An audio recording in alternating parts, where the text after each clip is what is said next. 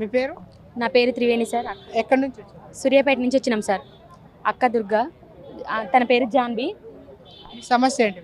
మా సమస్య, మేము సూర్యాపేట జనరల్ ఏరియా హాస్పిటల్లో శానిటేషన్ వర్కర్గా చేస్తున్నాం సార్. గత 10 సంవత్సరాల నుంచి చేస్తున్నాం ఏరియా హాస్పిటల్లో. అయితే ఏప్రిల్ నెల నైట్ డ్యూటీ చేసినాం సార్ మేము. మాకు లేబర్ రూమ్ ఎంసీహెచ్ అంటే మాతా శిశువు దాంట్లో వేసిరు డ్యూటీ. అందులోనే డ్యూటీ చేసినాం. నెల మొత్తం అయిపోయింది. లాస్ట్కి నెల అయిపోయాక మళ్ళీ మేలో డ్యూటీ వేసిరు, మార్నింగ్ డ్యూటీ వేసిరు, అక్కకు మధ్యాహ్నం వేసిరు. మేమిద్దరం కలిసి డ్యూటీ చేసినాం. అయితే ఒక పేషెంట్ వాళ్ళు కంప్లైంట్ ఇచ్చిరంట సార్. వాళ్ళు కంప్లైంట్ ఇచ్చిన విధానం ఏంది అసలు, వాళ్ళు డిశ్చార్జ్ అయిపోయారు, వెళ్ళిపోయారు. వాళ్ళకి బాబు పుట్టిండు ఆయనకి, అబ్బాయికి. వాళ్ళ దేవురు అంటే రాయపాడు సార్. రాయపాడు నుంచి వచ్చిరు వాళ్ళు. అమ్మాయి నార్మల్ డెలివరీ అయింది. ఏప్రిల్ 28వ తారీఖు నైట్ డెలివరీ చేసినాం.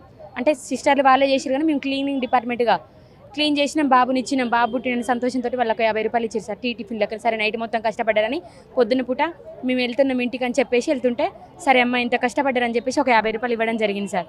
ఆ 50 రూపాయలు తీసుకున్నాం, వెళ్ళిపోయినాం మేము. ఆ రోజు వాళ్ళు కూడా డిశ్చార్జ్ అయ్యారు, నెక్స్ట్ డే వెళ్ళిపోయారు. తర్వాత ఏప్రిల్ 1వ తారీఖు మళ్ళీ వాళ్ళ బాబు కామర్లేని అని చెప్పేసి మళ్ళీ హాస్పిటల్కి వాళ్ళ అత్తని, ఆ మదర్ అంటే బాబుని, తల్లిని తీసుకొని ఆ బాబు మళ్ళీ హాస్పిటల్కి వచ్చినప్పుడు అక్కడ ఉన్న సెక్యూరిటీ వాళ్ళు ఏం చేశారంటే, లోపలికి తనని వెళ్ళనియట్లే, జెంట్స్కి నాట్ వెళ్ళవడం అని చెప్పేసి సెక్యూరిటీ వాళ్ళు ఆపిరు. సరే అమ్మ, ఆమె పిల్ల తల్లి, మా అత్త బాబుని పట్టుకుంది, అక్కడ చూపించడం వాళ్ళకి తెలియదు, వాళ్ళకి చదువుకోలే, వాళ్ళకి తెలియదమ్మ లోపలికి పోవడానికి అని చెప్పేసి అన్నారు సార్ వాళ్ళు. అంటే లేదు పంపించం అంటే ఆయన ముందరనే వేరే వాళ్ళ దగ్గర డబ్బులు తీసుకొని వాళ్ళు పంపిస్తుంటే ఈ అబ్బాయి చూసి డబ్బులు తీసుకున్న వాళ్ళని ఇచ్చి పంపిస్తున్నాం, మమ్మల్ని పంపించట్లేదని గొడవ చేసిండంట. గొడవ చేసి నీతో నాకెందుకు గొడవ అని చెప్పేసి ఆ అమ్మాయి పంపించింది లోపలికి. అబ్బాయి పోయిండు, చూయించుకుంటూ వాళ్ళు అడ్మిట్ కమ్మంటే ఉన్నారు. ఆ రోజు ఉన్నారు, నెక్స్ట్ డే 3 రోజులు ఉన్నారు సార్.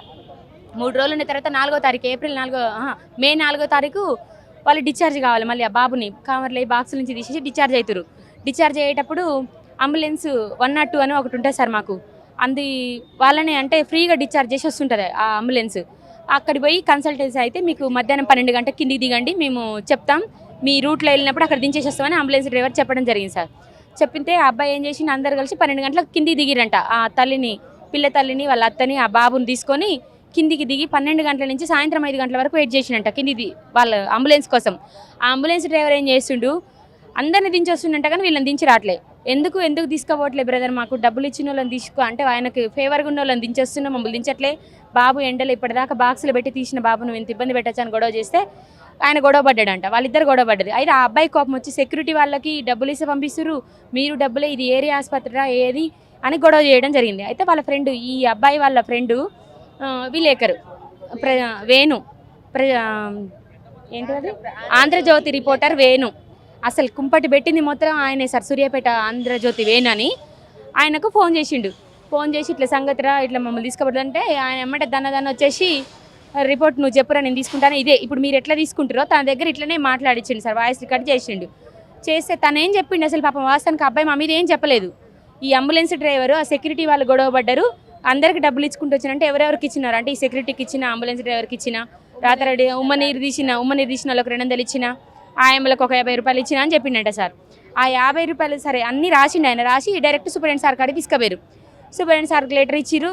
అంటే వాళ్ళని ఎంక్వైరీ పెడతాం బాబు, మీరు చెప్పగానే మీరు చెప్పిన మాటలు మేము వినామని చెప్పేసి అక్కడ మాకు మహేష్ సార్ అని ఒక ఆయన ఉంటాడు, ఆయనని ఎంక్వైరీ ఆఫీసర్ అంటే మాకు శానిటేషన్ ఇన్స్పెక్టర్ అన్నట్టు ఆయనకు ఫోన్ చేసి పిలిపిస్తే ఆయన వచ్చి సీసీ కెమెరాలు ఓపెన్ చేసి తను మాకు 1 రూపాయి కూడా ఇచ్చినట్టు ఆ సీసీ కెమెరా ఫుటేజ్లో లేదు సార్. అసలు మాకు ఆ అబ్బాయి డబ్బులు ఇచ్చినట్టు లేదు.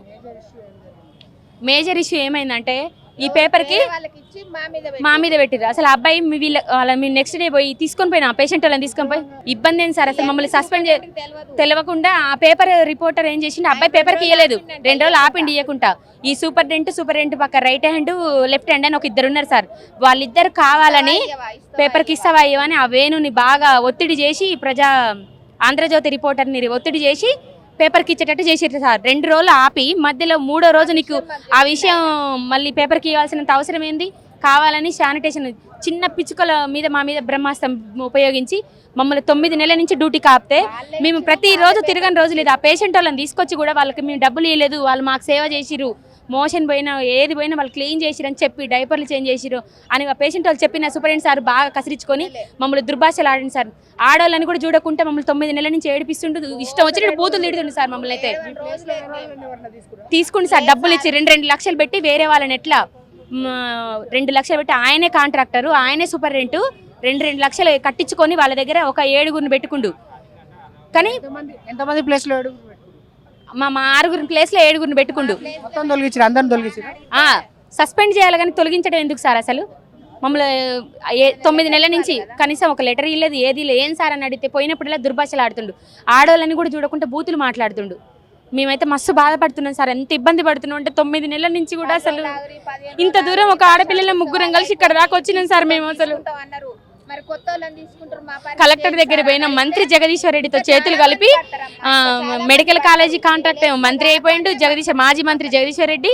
ఈ కాంట్రాక్ట్ ఏమో ఈయన సూపరింటెండెంట్ అయినా కాంట్రాక్ట్ అయినా యూనివర్సల్ గ్రూప్కి కాంట్రాక్ట్ అయ్యి ఎవరితో ఫోన్ చేపించిన మాజీ మంత్రి చుట్టూ తిరగని రోజులే సార్. ప్రతిరోజు నైట్ 1:30 వరకు కూడా క్యాంప్ ఆఫీస్ చుట్టూ తిరిగిన మేము ఉన్న 6గురం కూడా.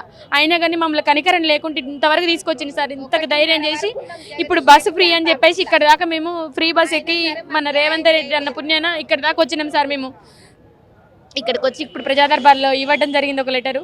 మళ్ళీ క్యాంప్ ఆఫీస్కి వెళ్ళి అక్కడ కూడా సార్ను కలిసే ప్రయత్నం చేస్తున్నాం సార్. దేవుడి దయ, మా ఉద్యోగాలు మాకు కావాలి సార్. మా చిన్న శానిటేషన్ వర్కర్ సార్. మేము పని చేసుకుంటున్న గత 10 సంవత్సరాల నుంచి మేము అందులో జాబ్ చేస్తున్నాం. అసలు కరోనా టైంలో మేము చేసిన పని ఎవ్వరు చేయలేదు సార్. అసలు అంత పని చేసినా మేము ఒక డాక్టర్ కూడా రాలే. డాక్టర్ కూడా వచ్చి ఒక పేషెంట్ని ఇట్లా పట్టుకొని చూడలే. మేమంతా ఆ పేషెంట్లకు డ్రెస్సులు చేంజ్ చేయడం, తినిపించడంతో సహా మేమే చేసినాం. అయినా కానీ గింత జాలి దయ ఏది లేకుండా మస్తు దుర్భాషలు ఆడుతుండు సూపరింటెండెంట్ సార్. మా మీద బాగా పగబట్టిండు సార్. అసలు కాంట్రాక్టర్ల మీద ఎలాంటి చర్యలు ఎవరు తీసుకోలేదా? మీరు ఇంత కంప్లైంట్ ఇంతవరకు అసలు మమ్మల్ని కాంట్రాక్ట్ ఆయన మీద చర్య తీసుకోవడానికి ఎవరు లేదు. ఎవరు ఫోన్ చేసినా మేము ఎమ్మెల్యే మొన్న పద్మావతి రెడ్డి మేడం గారిని కలిసినాం.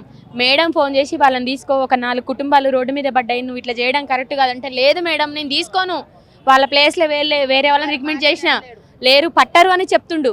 నిన్న మంత్రి గారి ఉత్తమ్ కుమార్ రెడ్డి గారికి వచ్చినాం. సార్ దగ్గరికి వస్తే సార్ పిఏ ఫోన్ చేసినా కానీ తీసుకోని అంటుండు. నీకు ఎవరు చెప్పి నేను ఎట్లా నువ్వు ఎందుకు తీసుకోవట్లే అంటే, వేరే వాళ్ళ దగ్గర డబ్బులు తీసుకొని పెట్టుకున్నావు, వాళ్ళకి ఎక్కడ డబ్బులు ఇవ్వబడుతుందో అని మమ్మల్ని తీసుకోనని చెప్తుండు సార్.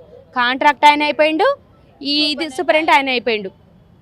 ఇక్కడికి వచ్చారు కదా, మీ సమస్య ఎప్పుడైనా తీరుతా అని చెప్పేసి అనుకుంటున్నాను. ఖచ్చితంగా తీరుతుందని నాకు నమ్మకం వచ్చింది సార్. రేవంత్ రెడ్డి అన్న మాది ఖచ్చితంగా మా సమస్య తీరుస్తాడు. మేము ఇక్కడ దాకా రాగలిగినాం అంటేనే గొప్ప విషయం అది.